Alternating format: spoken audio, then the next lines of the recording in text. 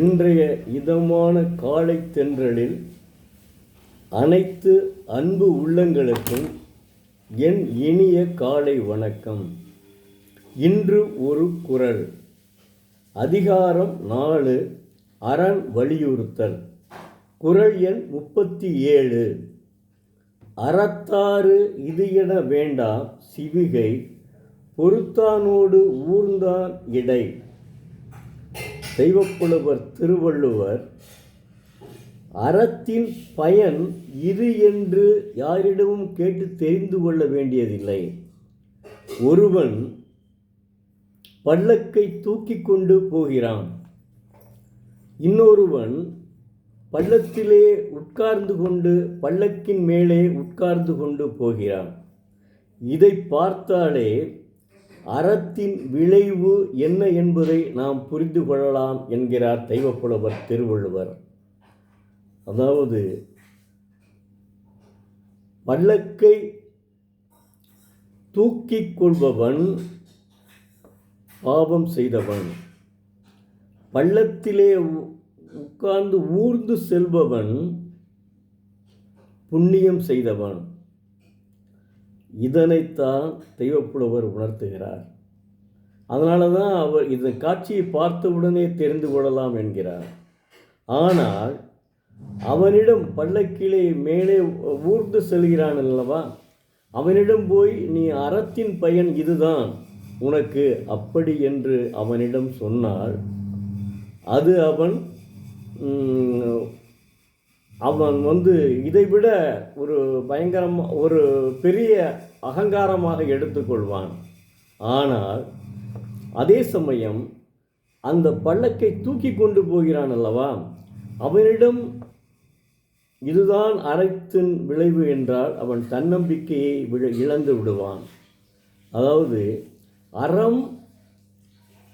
அறம் என்பது ஒருவன் பல்லக்கிலே தூக்கிச் செல்வதும் அந்த பல்லக்கிலே ஊர்ந்து செல்வனும் காற்றாடி போல மாறி மாறி, அதாவது மேலே காற்றாடி விசிறி மேலே போய் கீழே வரும்ல, அது மாதிரி மாறி மாறி வரும். அதுதான் அறத்தின் விளைவு. அதாவது அந்த தூக்கிக் கொள்பவன் செய்த முன்வினையின் காரணத்தால் அவன் தூக்கிச் செல்லப்படுகிறான். அதில் ஊர்ந்து செல்கிறவனுடைய முன்வினை காரணமாகத்தான் அவன் ஊர்ந்து செல்கிறான். அதாவது இது மாறி மாறி வரக்கூடியது. காலம் காற்றாடி போன்றது அல்லவா, அதனால் இது மாறி மாறி வரக்கூடிய ஒரு நிகழ்வு. காரணம், அறம் செய்தவன் அறம் செய்தவன் உள்ளே ஊர்ந்து செல்லக்கூடிய பல்லக்கிலே ஊர்ந்து செல்பவன், பாவம் செய்தவன் பல்லக்கை தூக்கி கொண்டு செல்பவன். இதனைத்தான் தெய்வப்புலவர் உணர்த்துகிறார். அதாவது இதுதான் உலக இயற்கையும் இதுதான். நேற்றைய வினை இன்றைய விளைவு என்பதுதான் இந்த குறளினுடைய அடிப்படையே. நேற்றைய வினை இன்றைய விளைவு. அதனால்தான் ஒருவன் பல்லக்கை தூக்கிச் செல்கிறான், ஒருவன் பல்லக்கிலே ஊர்ந்து செல்கிறான். நன்றாக உணர வேண்டும். தெய்வப்புலவர் எப்படி ஓமையாக சொல்லியிருக்கிறார் பாருங்க. அதுக்கு தாங்க தெய்வப்புலவருடைய திருக்குறள் முனுசாமி தமிழகம் முழுவதும் பரப்புரை செய்தார். ஆனால் இப்போ உள்ளவங்க என்ன செய்கிறாங்கன்னா, ஒரு பேசக்கூட திருக்குறளை பொதுப்பட்டத்தில் பேசக்கூட விட மாட்டேன்றாங்க.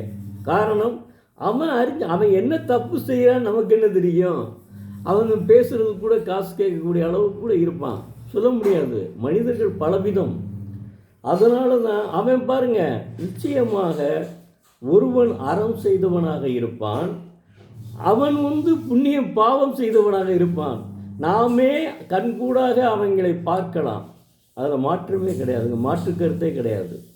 இல்லைன்னா திருக்குறள் முனுசாமி உலகமெல்லாம் தமிழகம் முழுவதும் பரப்புனார்.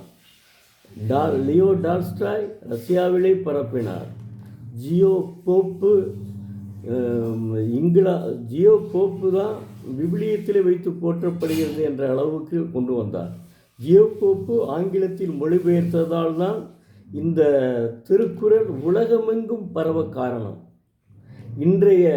தயவு செய்து இன்றைய மாணவ செல்வங்களைத்தான் நான் கேட்டுக்கொள்கிறேன். ஏன்னா என்னைய சமகால வயதினையில் நான் அவன் படிக்கவே மாட்டான் திருக்குறளை. இவன் எவன்டா இந்த காலத்தில் போயிட்டு இந்த காலத்தில் பூரா நீங்கள் அதாவது சொல்லக்கூடாது சில விஷயங்களை. ஏன்னா நான் பேசினால் சில விஷயங்கள் தவறுதலாக இருக்கும், அதனால் நான் பேசக்கூடாது.